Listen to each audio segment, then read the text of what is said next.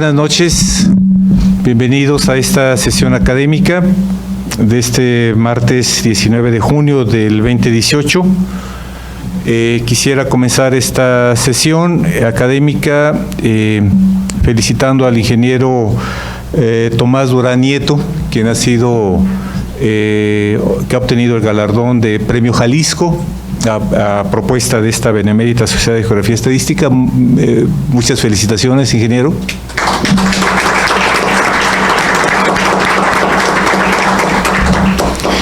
Y bueno, esta sesión está enmarcada en lo que fue hace 200 años el nacimiento de este personaje al que está dedicada la conferencia del día de hoy, a Ignacio Ramírez, que él mismo se ponía el nigromante, que aun cuando no nació en este territorio de Jalisco, pues tiene una gran relevancia para nosotros, ya que fue presidente y fue uno de los consocios con mayor presencia en la Sociedad Nacional de Geografía y Estadística. Y realmente me da mucho gusto el honor que tenemos en esta sesión de contar como conferencista también un presidente de la Sociedad Nacional de Geografía y Estadística, el licenciado Julio Zamora Batis, que recién terminó su mandato hace algunos meses. Pero a mí me llamó mucho la atención el cariño que todos los consocios en diferentes estados de la República le tienen al licenciado Julio Zamora Batis, así que es un gran gusto tenerlo con nosotros esta noche, que aparte de tener ha tenido esta función a nivel nacional, pues él también es consocio de esta Benemérita Sociedad de Geografía y Estadística, y manteniendo los compromisos reflejados en el estatuto que todos los consocios tenemos como referencia, pues él viene a presentar su trabajo anual a esta Benemérita. Le cedo la palabra al señor secretario, el doctor José Sosimo Orozco, para la conducción de esta sesión académica. Gracias.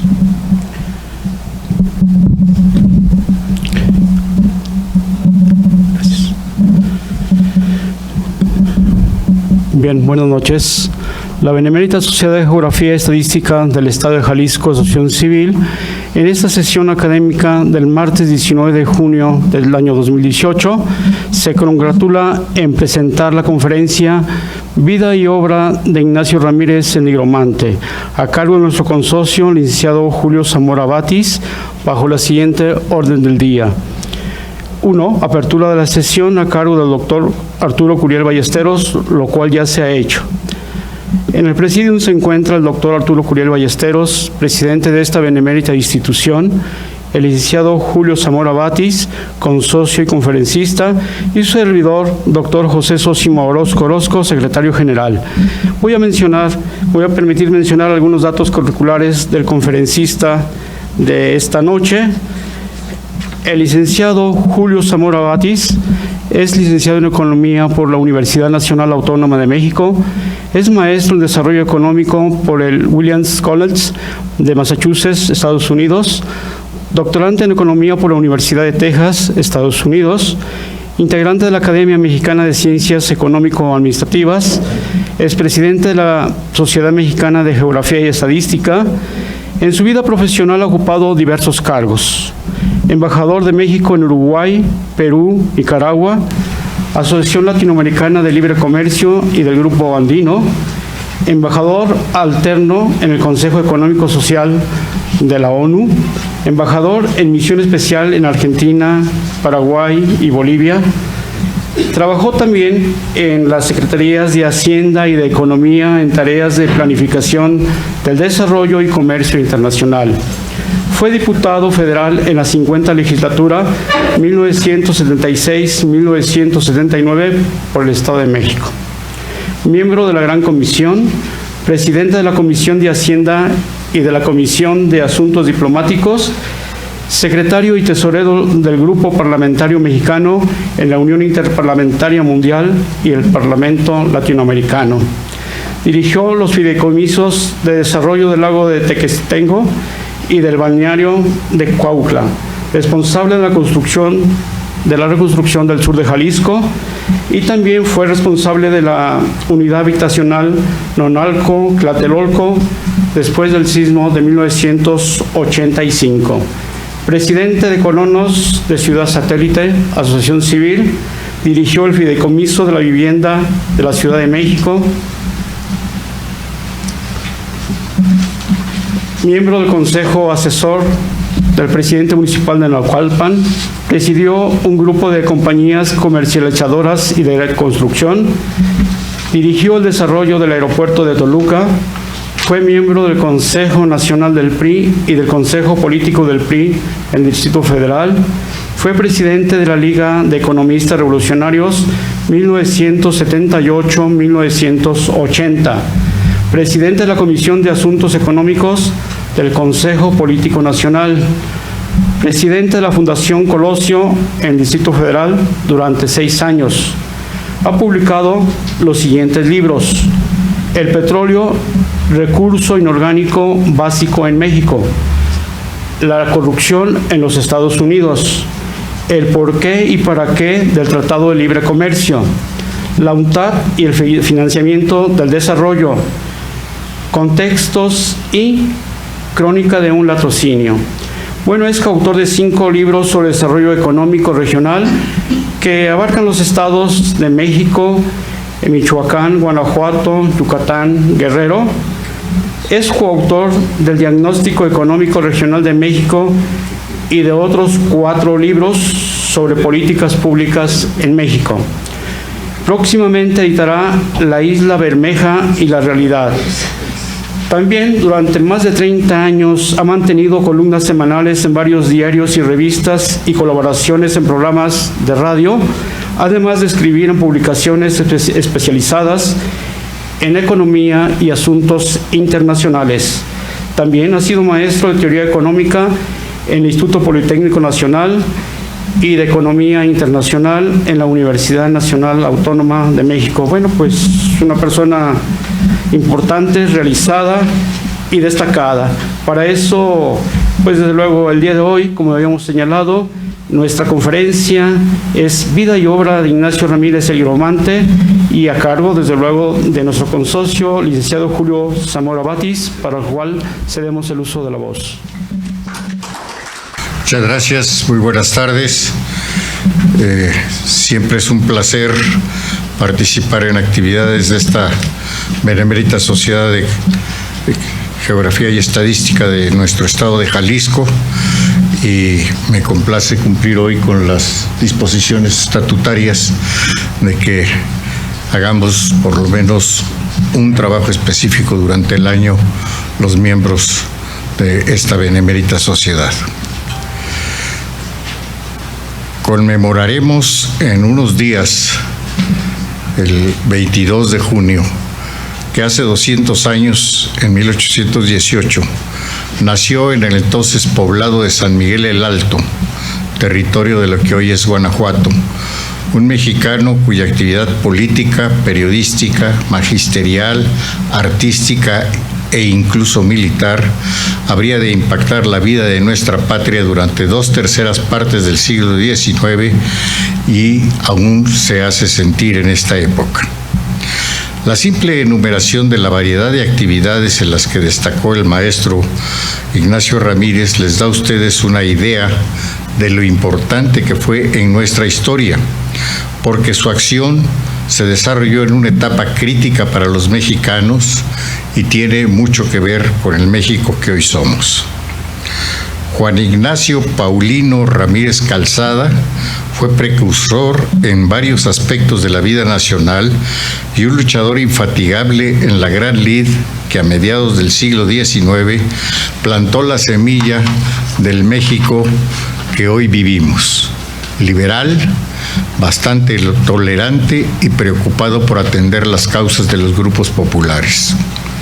Su brillante, luminosa y trascendente carrera se inicia propiamente en el Estado de México, aunque haya nacido en Querétaro, y luego se extiende al ámbito federal como legislador y alto funcionario. Fue activo en los 3 poderes federales, 3 veces ministro de Instrucción Pública, teniendo simultáneamente a su cargo otras áreas como justicia, fomento y negocios eclesiásticos. Fue diputado constituyente y ministro presidente de la Suprema Corte de Justicia. En el gobierno mexiquense ocupó muchas posiciones, fue secretario en varias carteras, incluyendo Guerra y Educación. Dirigió el Instituto de Estudios Científicos y Literarios, antecedente de la Universidad Estatal. También participó en esta multiplicidad e intensidad de actividades en otros estados del noroeste del país. Vivió en Sinaloa, lugar que representó en el Congreso Constituyente de 1856, y en Baja California Sur, donde fundó escuelas para los hijos de los pescadores e hizo un estudio de la capacidad minera y de la flora y fauna de toda la zona. Además, y esto hay que subrayarlo, es el creador de la idea y de la acción de los libros de texto gratuito. Fue quien primero pensó que los niños necesitaban, para estudiar adecuadamente la instrucción básica, como se le llamaba entonces, de los instrumentos requeridos, inicialmente en el Estado de México y luego en Querétaro, en Guanajuato y en Sinaloa. Impulsó lo que hoy llamamos los libros de texto gratuitos, entregados a la niñez toda, sin distinción de clase social. En casi todos los estados del país se reconoce como antecedente de las universidades que hoy guían la educación superior a los institutos creados por los liberales a mediados del siglo XIX. Esta evolución la gestó Ignacio Ramírez, que inició la transformación del Instituto Científico y Literario del Estado de México al crear la primera carrera superior dentro del instituto, dando cursos de Derecho, y también apoyó desde sus orígenes a la Escuela Mexicana de Cirugía. Ramírez fue en mucho un autodidacta y siempre un gran maestro. Operó en la cátedra, en la función pública y en la legislatura, pero siempre su gran preocupación fue la educación. De ella habló en el Constituyente, ejerció como maestro de todos los niveles y la impulsó con acciones concretas en el Estado de México, en Sonora y en Baja California. También fue responsable de esta área en el gobierno federal. Escribió muchas obras de muy diversos temas y en varias de ellas se refiere a la educación. En su incansable actividad fue, aunque no lo crean, y poco se menciona, un poeta significado. Fue pintor de bellos cuadros y un gran dibujante, al grado que una de sus colaboraciones a la Escuela Mexicana de Cirugía fue hacer esos complicadísimos dibujos de la anatomía de cada parte del cuerpo que uno se asombra cuando ve en los libros de medicina, porque contienen todas las arterias, las venas, los tendones, los nervios, los músculos, los huesos. El primer libro hecho en México para esta básica materia tenía dibujos de Ignacio Ramírez. Él nació en una familia liberal y luchadora. Su padre, de nombre Lino, era amigo de don Miguel Hidalgo y como comerciante viajaba por los territorios de Querétaro, Guanajuato y Michoacán, viajes que aprovechaba para difundir las ideas independentistas, establecer vínculos entre los grupos de distintas poblaciones y también procuraba reunir libros, muchos libros, que eran entonces un bien escaso. Estamos hablando de principios del siglo XIX. La familia materna, los Calzada, eran amigos de Morelos, por lo que don Lino también se vinculó con el cura Morelos y fueron muchas las oportunidades en que ayudaron al primer gran legislador, el generalísimo Morelos, en sus variados empeños de progreso más allá de la lucha militar. Ignacio aprendió a temprana edad a leer, por este entorno familiar que lo facilitaba. En otras casas no había libros y pocas personas en proporción sabían leerlos.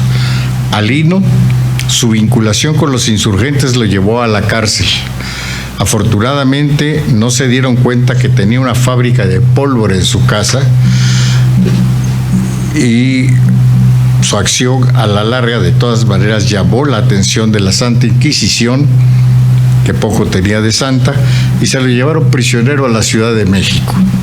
A la familia la internaron en un convento en San Miguel el Alto, hoy San Miguel de Allende. Los hermanos masones de Lino contrataron 2 abogados para su defensa. Uno de ellos se llamaba Remigio Mateos, y así entró el apellido Mateos en nuestra historia. El abogado fue el padre de la jovencita de la que se prendó Ignacio Ramírez y con la que procreó 5 hijos, de quien descienden muchos nietos, que fueron a su vez origen de varias familias mexicanas notables, como la del presidente Adolfo López Mateos y el gran cinefotógrafo Gabriel Figueroa, para citar 2. Cuando lograron los abogados liberar a Lino, casi la fecha en que se logró la independencia, él se afilió de inmediato al núcleo republicano que se oponía tenazmente al imperio de Iturbide. Le dieron un puesto importante en la estructura de gobierno de Querétaro y llevó a esa ciudad a su familia.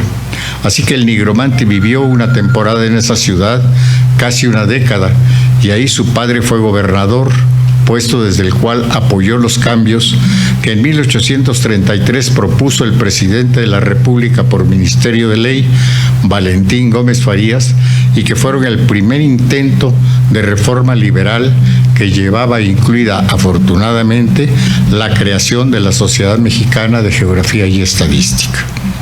Conviene precisar que en esos tiempos la elección del presidente y vicepresidente de México se hacía por un mecanismo curioso y en sí mismo contradictorio.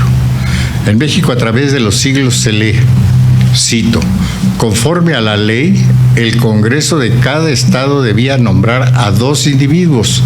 De ellos, el que tuviera mayor número de votos sería designado como presidente, y como vicepresidente el que sacara el número inmediato al mayor. En caso de que ninguno alcanzara la mayoría, la elección entre los que hubieran obtenido los votos de los estados debería realizarla, entonces sí, el Congreso Nacional. Gómez Farías prohibió la injerencia del clero en la política. Se sustituían las escuelas confesionales por instituciones públicas.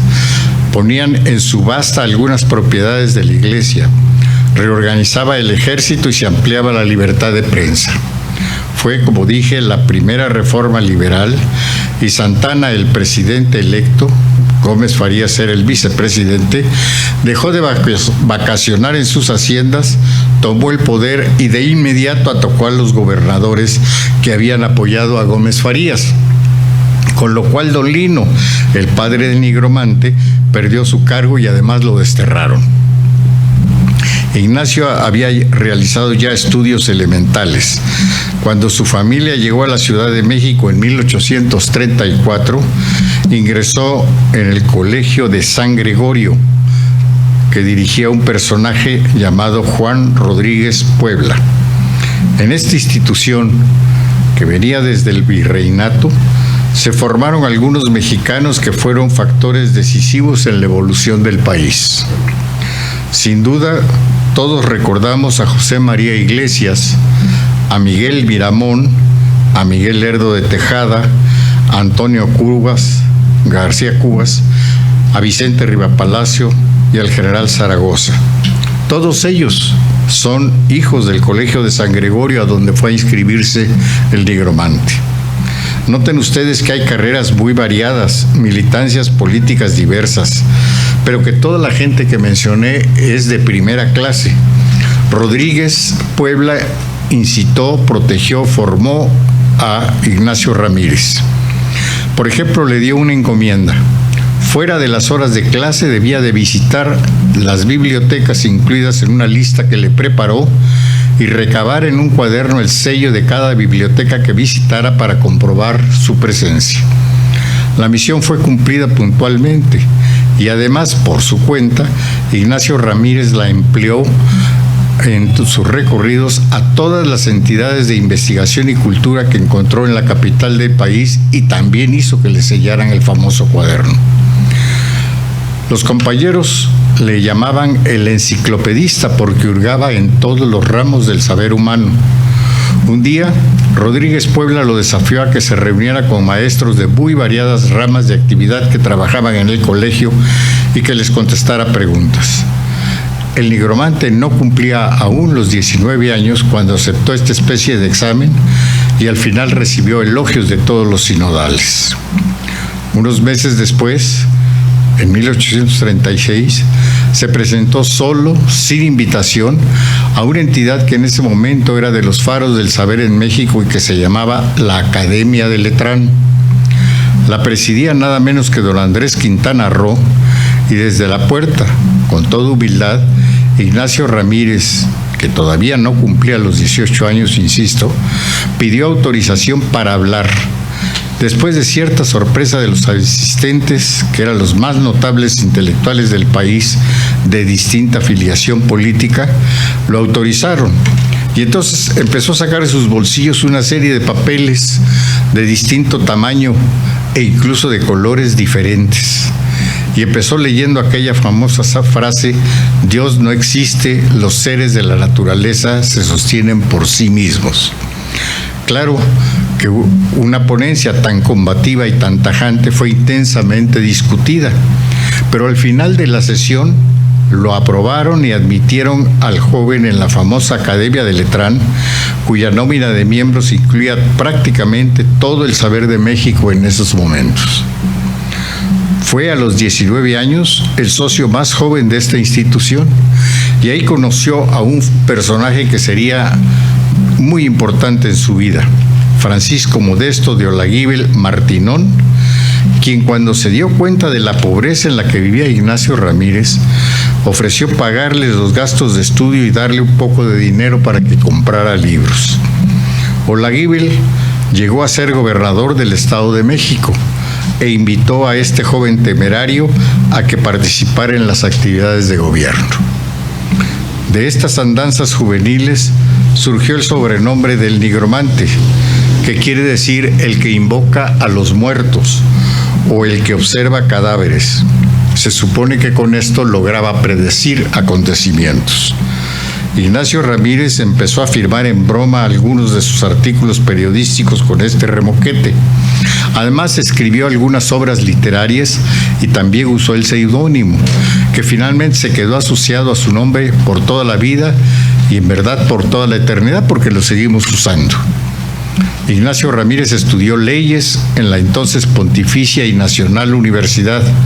Concluyó en 1845 y trabajó en un bufete con un licenciado de apellido Espinosa, pero fuera del bufete se dedicó a defender a los pobres sin cobrarles, lo cual lo hizo muy popular, como ustedes comprenderán. Fundó un periódico que se llamó Don Simplicio. Los otros dos responsables eran Guillermo Prieto y Manuel Paino, un liberal y un conservador. Vicente Seguro era quien ponía el dinero. Fue una publicación satírica, defendía la República con enfoque progresista y la causa liberal en general. A poco de publicarse, los 3 redactores y el dueño fueron encarcelados. A lo largo de su vida, el nigromante publicó en periódicos muy diversos de la Ciudad de México, de Toluca, de Mazatlán. Nunca dejó de escribir en todas las publicaciones que lo quisieron acoger. Además, se empeñó en crear publicaciones de difusión ideológica. Una fundada por él en Toluca se llamó Temis y Deucalión. Seguramente va a ser una interrogante por qué le puso este nombre. Y era una publicación dedicada a difundir la doctrina liberal.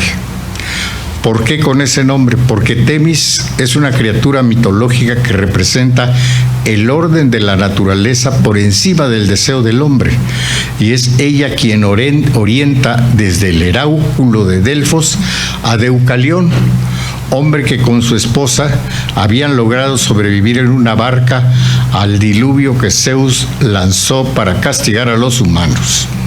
Obedeciendo al oráculo, ambos se dedican a tirar piedras sobre sus hombros y de cada piedra va surgiendo un ser humano. Y de esta manera crean nuevamente la vida en el planeta. En otras palabras, la doctrina liberal que Ramírez exponía sería la salvación de los mexicanos. Otro de sus periódicos se llamó La Sombra de Robespierre. Ahí procuraba reafirmar el valor histórico de la postura liberal. Otro se llamaba El Porvenir, lo editó en Toluca. En Mazatlán publicó El Pacífico, El Clamor Progresista y La Estrella de Occidente. En la Ciudad de México hizo circular El Monitor Republicano, que por cierto fue de los que más duró, más vida tuvo que los otros periódicos que ya he citado. El Correo de México fue otra publicación que logró lo que se consideraba en esa época una larga vida. Promovió con su pluma otra hoja llamada El Club Popular, otra que se llamaba La Insurrección y otra que tenía el prudente título de El Mensajero. También escribía don Ignacio en El Renacimiento, periódico literario. Publicó la hoja satírica La Chinaca, esto fue años después, y La Opinión. Colaboró destacadamente en el periódico más notable de México, que fue El Siglo XIX. Ramírez salió de la cárcel, se marchó a Toluca con la protección de Olaguibel y le encargó, Olaguibel ya para entonces era gobernador en ese estado, y se le encargó la reorganización general de la administración pública del estado. En esos tiempos llegó la invasión norteamericana, se tuvo que suspender el trabajo y se fueron juntos el protector y el joven profesionista a la lucha en la batalla de Padierna, con las armas en la mano, lo que les generó naturalmente graves dificultades una vez que los americanos ocuparon todo el centro del país. Cuando regresó el nigromante a Toluca, lo nombró el propio gobernador sucesivamente, curiosa combinación que revela la plena confianza en su capacidad y decisión, secretario de Guerra, y era un señor que no era militar, y secretario de Hacienda del Estado, a quien se dedicaba más a la educación y a la discusión política. Ramírez de inmediato promovió leyes contra los juegos de azar, creó cuerpos de voluntarios de seguridad, suprimió las corridas de toros, fortaleció las haciendas municipales, apoyó a los indígenas, promovió obras de infraestructura y procuró mejorar la educación, que era el propósito inicial para lo cual lo trajeron a Toluca. Y hay una cosa muy importante: reabrió el Instituto Literario de Toluca, que estaba cerrado desde 1834, cuando se inició la etapa centralista de la República Mexicana, y le amplió funciones al denominarlo Literario y Científico de Toluca. Ramírez se daba tiempo incluso para dar cátedra en este instituto, incluso los domingos.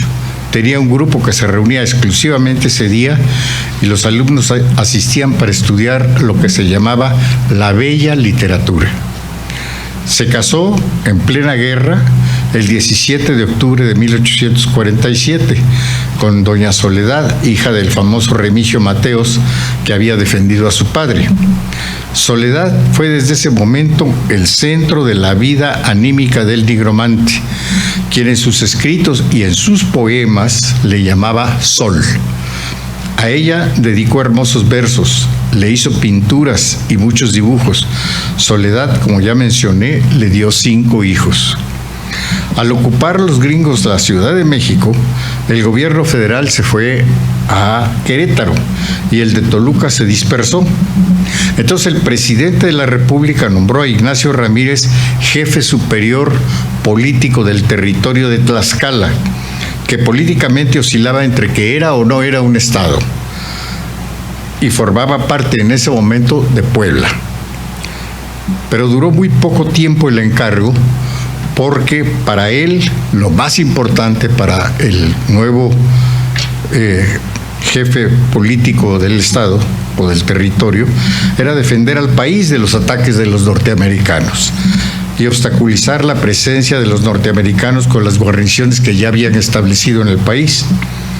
Lo que se le ocurrió a Ignacio Ramírez fue promover que se formaran cuerpos de voluntarios que estuvieran atacando en guerrilla a los norteamericanos, cosa que se hizo en prácticamente todo el territorio nacional. Los ciudadanos de Tlaxcala se enojaron mucho, porque al hacer esta convocatoria interrumpió las festividades de la Virgen de Ocotlán, y eso no se lo perdonaron. fue amenazado de muerte por pretender que se suspendieran las famosas fiestas patronales y no tenía recursos económicos ni otras fuerzas militares que lo siguieran, lo que implicó que realmente no fue eficiente en el ejercicio de su autoridad en Tlaxcala. Lo eligieron por esos días síndico municipal de Toluca y regresó a esa ciudad. Y luego, cuando Mariano Riva Palacio tomó el gobierno del estado, sus colaboradores combatieron mucho al maestro Ramírez para quitarle las responsabilidades que tenía como síndico y como reorganizador del gobierno. Por esas fechas fue que Ramírez fundó Temis y Deucalión, el periódico que mencioné, desde el cual defendía a la República contra los ataques del clero, de los jefes militares y la aristocracia. La situación no fue muy favorable para él y tuvo que marcharse a Sinaloa. ¿Por qué allá? Pues porque tenía un hermano, el general Miguel Manuel Ramírez, que también se distinguió en la lucha contra los norteamericanos y luego en la guerra contra los conservadores durante la Guerra de Reforma, y él estaba de guarnición en Sinaloa. En 1852, Ramírez fue electo diputado federal por Mazatlán y vino a México a cumplir el encargo, pero un golpe militar de los que abundaban en ese tiempo disolvió el Congreso. Claro, uno de los síntomas de los golpes militares que se sigue manifestando aún hoy en día es que de inmediato destruye los poderes legislativos en todos los países. El nigromante se regresó a Mazatlán para encontrarse con que había otra rebelión ahí, financiada por los comerciantes contra el gobierno liberal del estado. Así que el nigromante siguió con su familia, que lo había esperado allí en Mazatlán, hasta Baja California. Imagínense lo que habrá sido Baja California Sur en esos tiempos, y él se dedicó a organizar cooperativas pesqueras, granjas acuícolas, que otra vez están muy de moda por esa zona, hizo escuelas para los hijos de los pescadores y se dedicó a estudiar los recursos minerales y forestales de la región. Y en esta etapa hizo una serie de cartas firmadas el nigromante que las enviaba a Fidel, que quizá ustedes recuerden era el seudónimo de Guillermo Prieto. Entonces toda la correspondencia está firmada por el nigromante y Fidel. Y el resultado de esta correspondencia es un libro, porque las cartas que escribía Ignacio Ramírez estaban refiriéndose a la situación y al potencial económico de Baja California Sur. O sea que empezó a hacer un poco de lo que ahora se llama planificación económica. Eventualmente, Ignacio Ramírez regresó a México y para tener de qué vivir comenzó a dar clases en un colegio que había fundado el primer director del Instituto Literario de Toluca, un señor de apellido Sánchez. El resultado fue que a ambos los encarceló Santana y ahí estuvieron hasta que la Revolución de Ayutla los liberó. Otra vez se fue el nigromante hacia Mazatlán porque allá había dejado su familia y entonces se empezó a trabajar como juez de lo civil. Otra vez lo eligieron diputado federal, esta vez para el Congreso Constituyente de 1856. Y es muy notable la cantidad y variedad de temas de los que se ocupó Ramírez en esa tarea legislativa. Hice, y espero no aburrirlos, una lista de intervenciones más trascendentes, nada más mencionando los temas. Antes que Juárez hablara del tema, Ramírez propuso la desamortización de los bienes eclesiásticos y cómo manejar esa riqueza. Atacó el pago de diezmos y de obvenciones a la Iglesia. Habló sobre el federalismo, exigió la igualdad ante la ley, opinó sobre los impuestos y los capitales, habló de un tema que él llamó liberalismo social, defendió el positivismo, atacó que no se atendieran debidamente los problemas sociales, estuvo muy pendiente de las normas de propiedad, defendió lo que ya entonces se llamaba el proletariado, rechazó el proteccionismo y apoyó el libre cambio, estuvo impulsando que hubiera protección para los salarios y que estos fueran mejores. propuso la secularización de las funciones públicas y pidió en un célebre discurso que pronunció en el Congreso tolerancia para todas las actividades, fueran religiosas o no, y si eran religiosas, él exigía que fuera cualquier religión se respetara. Sus posiciones son drásticas y por ello no muchas de ellas fueron aprobadas por el Congreso. Las rechazaban a veces hasta los propios liberales moderados. Pero yo creo que fue muy útil que hiciera estas propuestas tan avanzadas, primero porque obligaba a que se conocieran y se discutieran, y por otro lado, en la negociación que se tenía que entablar con los moderados, lograba avanzar, aunque fuera modestamente, en estos temas de la mayor importancia. Cabe destacar, sin embargo, que nunca un planteamiento de Ignacio Ramírez se pudo reflejar en una amenaza de ruptura dentro del Congreso. En aquella ocasión también defendió los derechos de la mujer, que seguimos todavía peleando, los de los huérfanos y los de los hijos naturales, que exigió tuvieran el mismo tratamiento que los hijos de matrimonios legalizados. Atacó las tiendas de raya, que sería una de los temas de la Revolución de 1910, y el acasillamiento de los peones. Defendió el matrimonio civil, la libertad de prensa y la libre manifestación de las ideas. Se opuso a que se siguieran utilizando en México los títulos de nobleza y cualquier honor que fuera hereditario, alegando que cada ser humano debía labrarse su propia presencia en la sociedad. Planteó la urgencia de que hubiera una definición legal de nacionalidad. Defendió, y lástima que nunca lo leyó Miguel Ángel Mancera, que se hubiera ilustrado, la erección del Distrito Federal y la plena autonomía y derechos políticos de sus habitantes. Estuvo en contra de la creación del Senado, opinó de la división territorial del país, defendió la libertad laboral, estableció derechos y obligaciones de extranjeros, opinó sobre cuántos pobladores deberían de elegir un diputado y también qué requisitos de elegibilidad deberían de tener estos. Y algo muy interesante, él defendió que era el Congreso el que tenía que establecer el valor de la moneda, no el manejo burocrático del gobierno. A lo mejor no anduviéramos con el dólar arriba de 20. Pidió derechos políticos plenos para los ciudadanos del Distrito Federal. Pidió la elección directa del presidente de la República. Opinó sobre la aplicación de leyes federales en todas partes del territorio nacional y se opuso a que la extradición de extranjeros se concediera por motivos políticos, lo cual dio origen a la gran tradición mexicana del derecho de asilo. Hace unos años se podía uno encontrar en las calles de la Ciudad de México, manejando un camión, al coronel Castillo Arbas, que luego, financiado por los de United Fruit, fue a tumbar al gobierno democrático de Guatemala, y también en la Ciudad de México estaba asilado Víctor Raúl Aya de la Torre, que era la izquierda no comunista de Sudamérica, por ejemplo. El nigromante fue de los primeros en señalar que Comonfort no merecía la confianza popular y advirtió que haría, como lo hizo, arreglos con los conservadores y que derogaría la Constitución recién aprobada.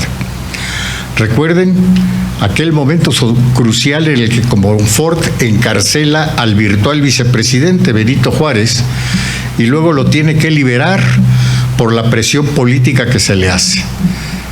Si ustedes recuerdan, Comonfort huye y de esta surge la guerra de reforma liberales contra conservadores que dura 3 años. Y de pasadita, Comonfort también encarceló al nigromante. Cuando Juárez logró ocupar la presidencia, fue liberado Ignacio Ramírez y se encaminó a reunirse con Juárez en Veracruz. Mejía, que después sería fusilado junto con Maximiliano, lo detuvo en Querétaro y lo devolvió a Tlatelolco, que era donde estaba prisionero, y de ahí otra vez lo liberaron. La situación personal de Ramírez se resolvió marchando hacia Tamaulipas y luego bajando hacia Veracruz y ahí se incorporó en los dos estados a las milicias locales, a lo que se llamaba la Guardia Nacional, cuyas unidades en cada estado eran el respaldo que tenía el gobierno liberal. Porque la realidad es que la guerra de reforma es una batalla constante entre el ejército profesional y las guardias nacionales de los estados. Así es que en este problema entre liberales y conservadores militarmente participó también Ignacio Ramírez. Logró llegar a Veracruz y entonces Benito Juárez lo puso a colaborar en la redacción de las leyes de reforma, con Melchor Ocampo, con Lerdo de Tejada, con Gutiérrez Zamora, con Santos de Gollado, con Ignacio de la Llave y con su viejo amigo Guillermo Prieto, alias Fidel, su compañero desde la juventud. Juárez nombró a Ignacio Ramírez ministro de Justicia, Instrucción Pública y Fomento. Y entonces Ramírez aplicó las leyes de desamortización del bienes del clero, que ya se habían publicado, para lo cual cerró conventos, gestionó cambios legales a las hipotecas, cerró la universidad y el colegio de abogados, que eran totalmente conservadores.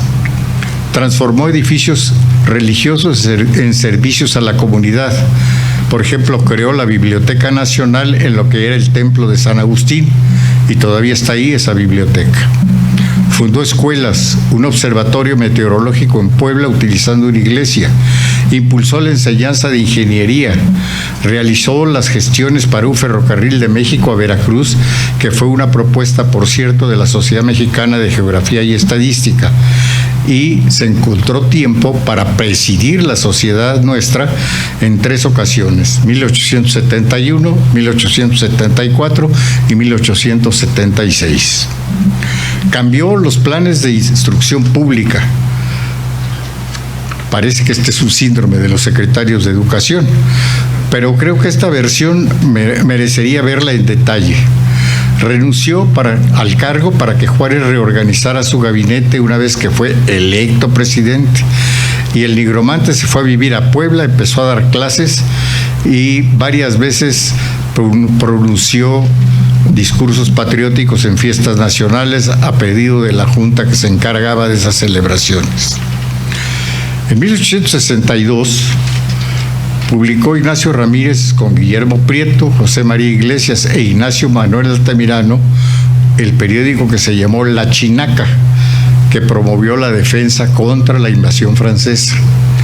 Volvió nuevamente a ser diputado en 1863 y propuso sacar a las congregaciones religiosas de los conventos para utilizarlos como puntos de defensa de la ciudad.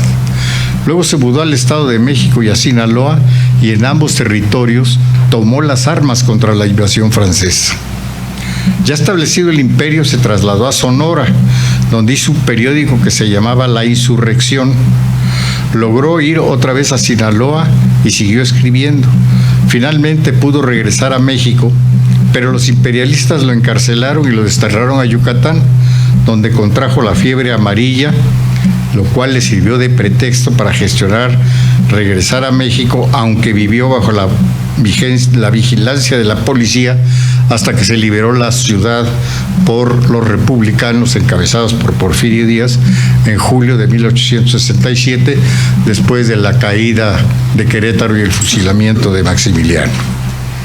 En septiembre de ese año 1867 empezó a escribir en El Correo de México, un periódico que dirigía Ignacio Manuel Altamirano, y ambos se opusieron a la reelección de Juárez, apoyaron la candidatura de Porfirio Díaz, pero Juárez ganó. Entonces el Congreso propuso a Ignacio Ramírez como miembro de la Suprema Corte, pero tuvo el Congreso que imponerlo porque Juárez no quería que ocupara el cargo, y en las ternas que mandaba al Congreso, de acuerdo con las disposiciones vigentes, nunca incluyó ni a Altamirano ni a Ramírez. El Congreso los incluyó a ambos y los votó para integrar la Suprema Corte. Y ellos coincidieron en esa Suprema Corte con José María Iglesias y con nuestro paisano Ignacio L. Vallarta. Ramírez elaboró un proyecto de ley de enseñanza primaria para el Distrito Federal, que no se aplicó, pero en Chihuahua el general Pacheco, que después tuvo mucha relevancia nacional, utilizó ese material y reestructuró la enseñanza primaria de acuerdo con la propuesta de Ignacio Ramírez. En 1876 otra vez se levantó Díaz y la Suprema Corte no aceptó que José María Iglesias se reeligiera. Entonces fueron encarcelados nuevamente Ignacio Ramírez y varios de sus compañeros por porfiristas. Cuando triunfó Porfirio Díaz, fue reinstalado Ignacio Ramírez en la Corte y además lo nombraron ministro de Justicia e Instrucción Pública. Se valía estar en los dos poderes al mismo tiempo. Pero ya estaba enfermo y al poco tiempo pidió licencia como ministro y regresó solamente a la Corte, en donde compartía con Altamirano y Vallarta, y ahí murió el 15 de julio de 1879, siendo pues ministro de la Suprema Corte. Además de esta agitada vida política y militar, Ignacio Ramírez se dio tiempo para escribir libros científicos, dar clases de meteorología marina, que perfeccionó en Baja California Sur, publicó una serie de lecturas de la historia política de México y creó libros educativos, dos de ellos todavía se localizan, que se llama Rudimental y Progresivo, que completaban su propuesta de enseñanza primaria. Fue diputado por los estados de México, de Sinaloa y del Distrito Federal. Fue catedrático universitario, orador parlamentario. Fue un autor literario distinguido y, como les digo, poca conocida es su faceta de pintor distinguido y de dibujante notable. El Congreso de Sinaloa lo declaró benemérito del Estado y todavía está en su muro de honor una inscripción que dice: el licenciado Ignacio Ramírez el Nigromante, constituyente del Estado de Sinaloa. Fue declarado hijo adoptivo del Estado de México e hijo predilecto de Querétaro. Fue miembro de las administraciones públicas de Querétaro, del Estado de México y de Sinaloa. Sus restos descansan en la rotonda de los hombres ilustres, que ahora se llama de las personas ilustres, y me enorgullece señalar que desde enero pasado su mascarilla mortuoria original está en poder de la Sociedad Mexicana de Geografía y Estadística por donación generosa que nos hicieron sus familiares, sus descendientes directos, encabezados por su bisnieto, don Emilio Arellano, que es además un escritor de muy altos vuelos. Y para concluir, quisiera citar 3 o 4 expresiones de Ignacio Ramírez que pienso que lo definen muy bien. Los principios democráticos y progresistas se encuentran arraigados en la mente, en la conciencia y en las costumbres del pueblo. La sabiduría del pueblo da la ley. La conciencia del pueblo debe aplicarla. Y finalmente, las instituciones democráticas son obra del pueblo, no de quienes lo representan. Les agradezco a ustedes su generosa atención.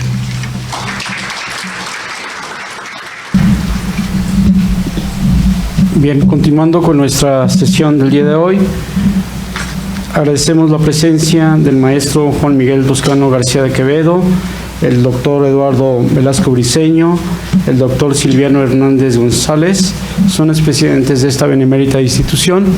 Yo le pediría su aprobación a nuestro conferencista del día de hoy, el licenciado Julio Zamora Batis, para efecto de preguntas y respuestas. Tenemos pues la oportunidad de hacer comentarios, preguntas, aquí para el licenciado Zamora Batis. Gracias. Muy buenas noches a todos. Soy el doctor Misael Caballero Sandoval, para felicitar al ponente. Y quisiera hacerle una pregunta que a lo mejor está un poco descontextualizada propiamente de la charla que nos dio. Entendiendo la filosofía de vida tan importante que tuvo Ignacio Paulino Ramírez Calzada en relación al México que vivió, le quiero preguntar a usted, como conocedor del tema y del personaje, ¿qué podría decirnos hoy el nigromante ante el México que estamos viviendo, él como liberal, con su experiencia y con el entorno que estamos viviendo? Muchas gracias.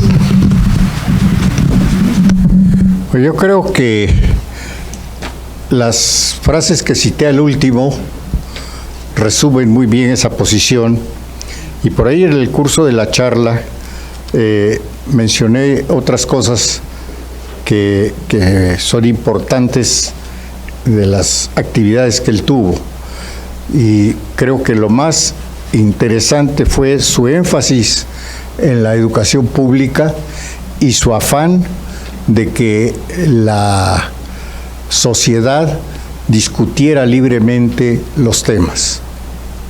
Y eso debiéramos de tenerlo hoy en vez de estar escuchando definiciones que ya traen preparadas otras personas. Sí, adelante por favor, ¿algún comentario?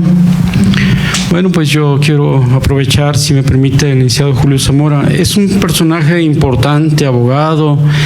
En relación a Jalisco, Guadalajara, ¿qué influencia tiene Ignacio Ramírez? Bueno, él estuvo en esta zona, pero se siguió hasta el noroeste. Creo que la impronta liberal que él estimuló en todo el país, pues se hizo sentir en Jalisco, y todavía hasta el día de hoy muchos de los temas que él manejaba, por ejemplo, mencionaba yo los derechos de las mujeres, es una cosa que en muchas partes, no solamente en Jalisco, en muchas partes del país existen en la ley, pero no se condicen con la realidad. Y bueno, ahí está la necesidad de seguir luchando por los mismos temas de hace un siglo y medio que luchaba él. Pues gracias. Una pregunta más, por favor, Alexis. Muchas gracias por la información y todo lo que ha compartido con nosotros. Mi estimado, ¿podría compartirnos sobre el libro de la isla Bermeja? ¿Es la isla que está perdida? Es la isla que no existe. Teníamos pruebas desde el año 1900. Se publicó en un boletín de la Secretaría de Relaciones Exteriores, que es muy importante consultar cuando uno trata asuntos internacionales. Se publicó un estudio hecho por Manuel Orozco Iberra, por García Cubas, en la Sociedad Mexicana de Geografía y Estadística, que prueban que no existe la isla Bermeja. Hay que considerar una cosa: el día de hoy, con todos los factores tecnológicos de que disponen, nadie la puede localizar. Nosotros hicimos una expedición a la zona de la isla Bermeja, o denominada de la isla Bermeja. Localizamos la longitud y la latitud que se mencionan al señalar la existencia de la isla, y lo que encontramos, y hay una prueba grabada en los aparatos de televisión que trae ese buque, que es un buque de la Marina Nacional que tiene estupenda tecnología, que está totalmente plano, a 1500 y tantos metros de profundidad. Está como una playa, se ve la televisión como si estuviéramos viendo directamente desde arriba cualquier playa. La explicación que daban desde 1900 y que siguen repitiendo los geógrafos mexicanos es que la isla se puede haber puesto en algunos mapas por ahí del 1600 y tantos, porque no tenían aparatos precisos. Durante mucho tiempo podían medir la longitud, pero no tenían precisión sobre la latitud. Unos cuantos kilómetros, bueno, en términos marítimos es poco.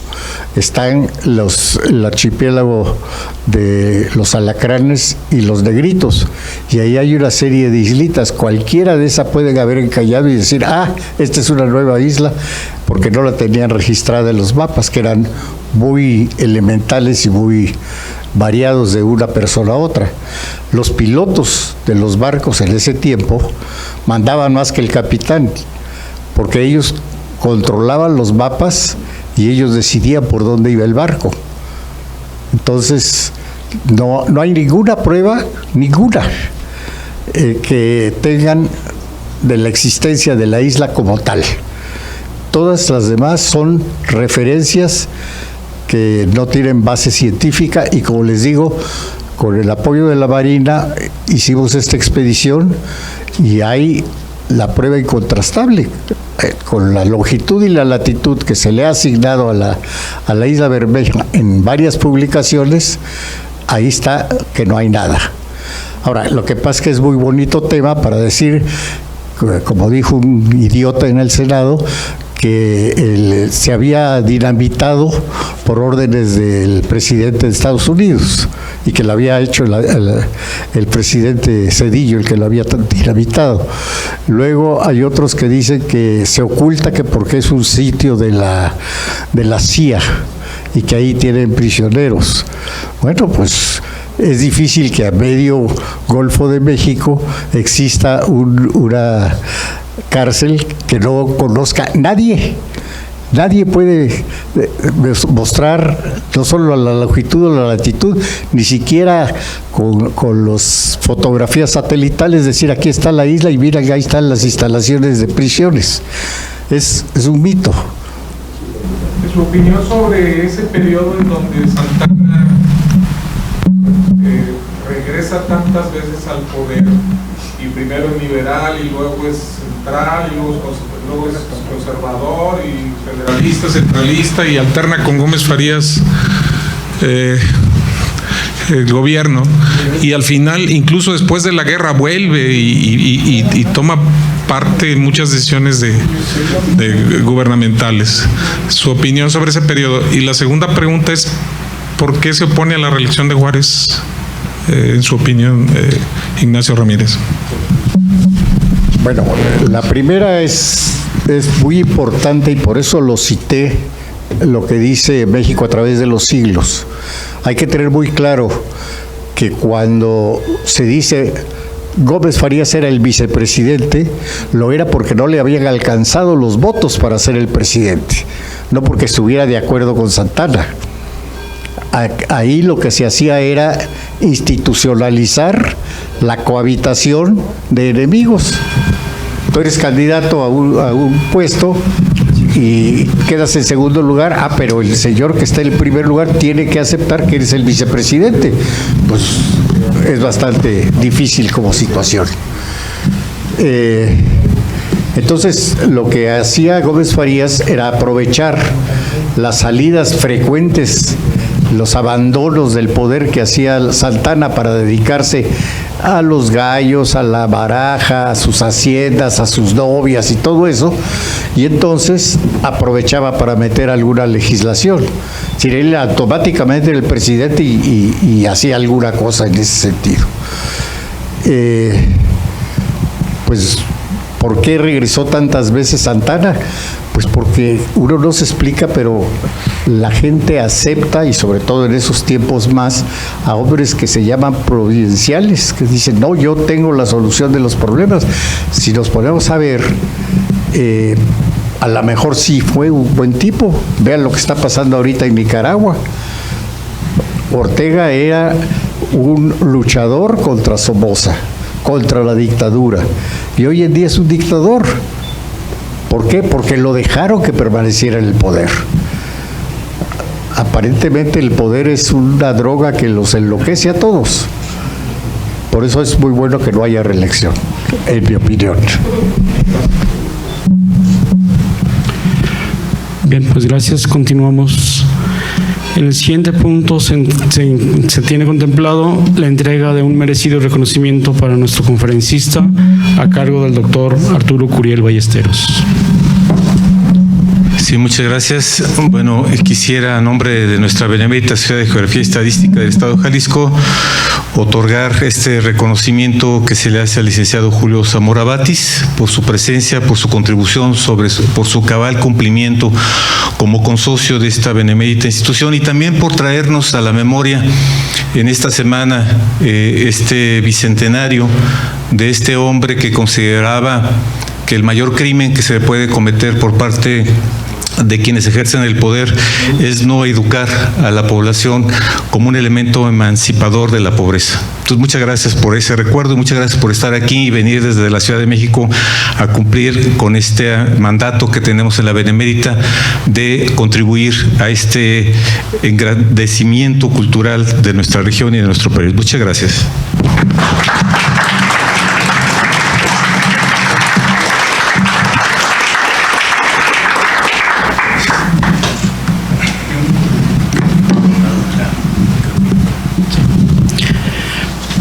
Bien, tenemos dos invitaciones. La primera es para socios de esta benemérita institución.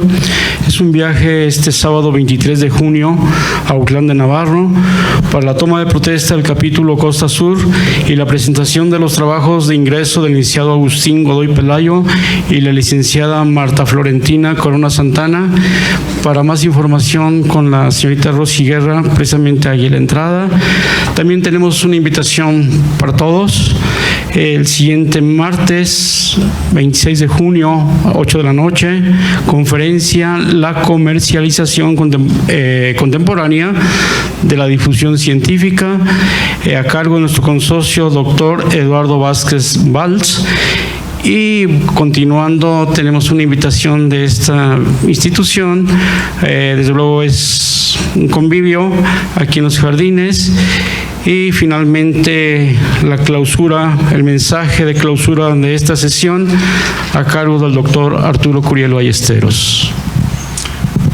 Sí, bueno, muchas gracias de nueva cuenta por su presencia. Esto es lo que nos mantiene el aliento de estas funciones que tenemos en bien de la sociedad. Gracias a todos por su presencia y siendo las 21 horas de este día martes, quisiera, antes de terminar la sesión, agradecer a quien corresponda que no hayamos tenido lluvia, porque estaba en los pronósticos de que iba a haber una lluvia eléctrica. Entonces, a quien corresponda, muchas gracias por esta lapso que nos dio y a todos por haber participado en esta sesión académica de este martes 19 de junio del 2018. Cerramos la sesión.